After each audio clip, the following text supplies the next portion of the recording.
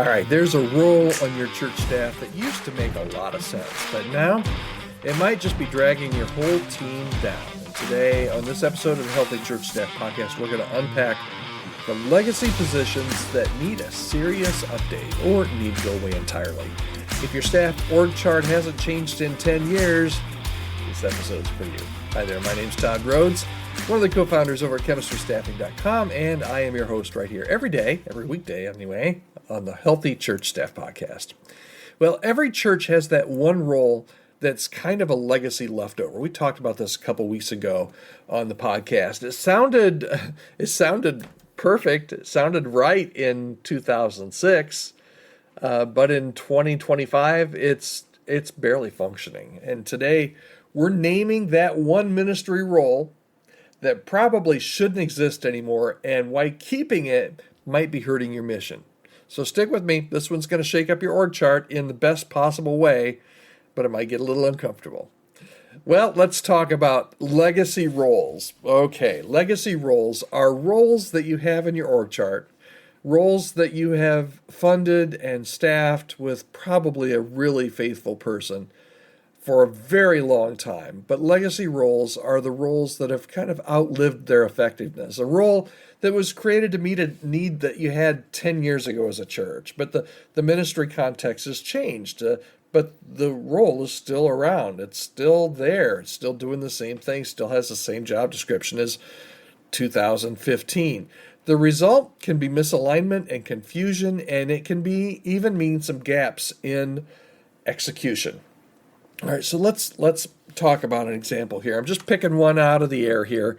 Let's talk about a pastor of outreach, okay? Maybe you had a pastor of outreach. It was created during a big door-to-door campaign back in 2010. Okay, today they're still on the staff, but nobody actually knows what they do. And the truth is, when roles lose clarity, people lose purpose. So how do you know? What are the signs, Todd, that I'm hanging on to an outdated role on my team?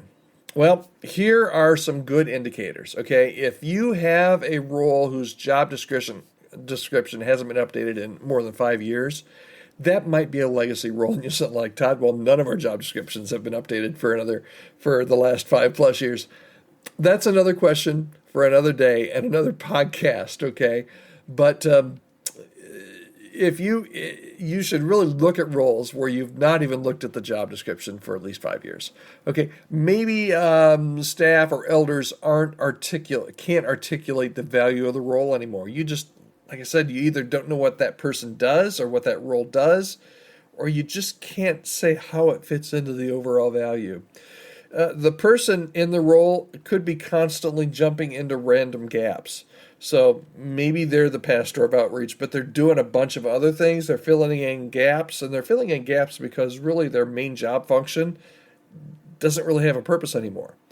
It could be that it's become just a siloed position instead of a team integrated one.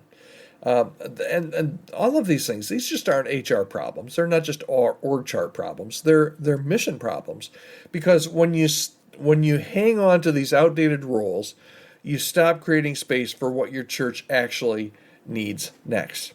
A couple weeks ago when we talked about pastors kind of inheriting staff roles. But regardless of whether you're a new pastor or not, you may have some of these legacy positions on your team, and it's time to really take a look at it. It's a difficult thing to take a look at, but sometimes you just have to take a look. So how do you reimagine or retire a role with integrity? Okay, that's really what it comes down to, and that's where the awkwardness comes in. Okay, I've got some steps for you here. Step 1, audit your current staff culture and ask what's missing, what's redundant.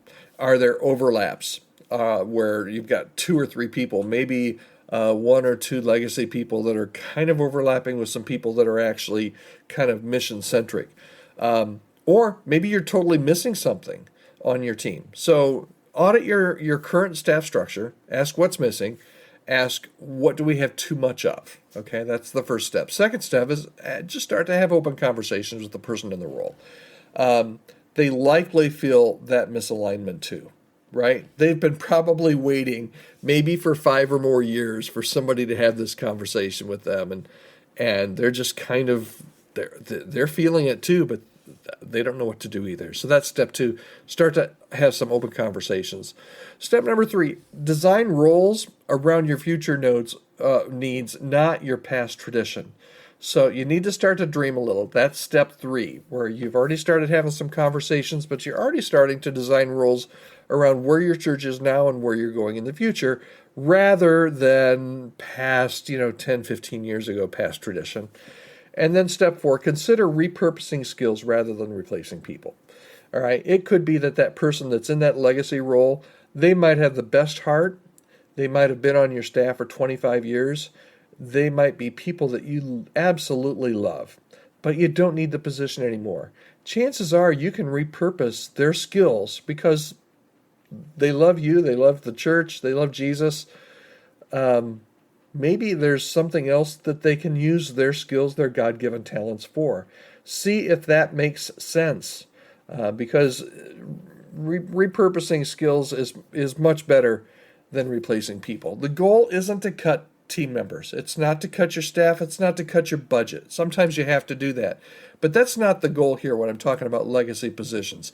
The goal is to create a team that reflects today's mission, not yesterday's momentum.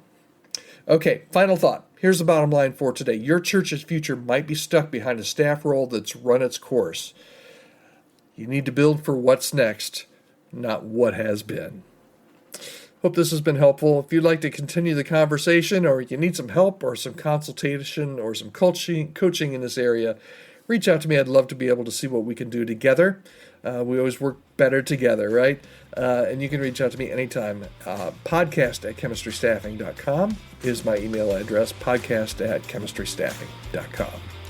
All right, well, that's it. Another week in the books here at the Healthy Church Staff Podcast. Hope you have a great weekend, and we'll be right here for you on Monday.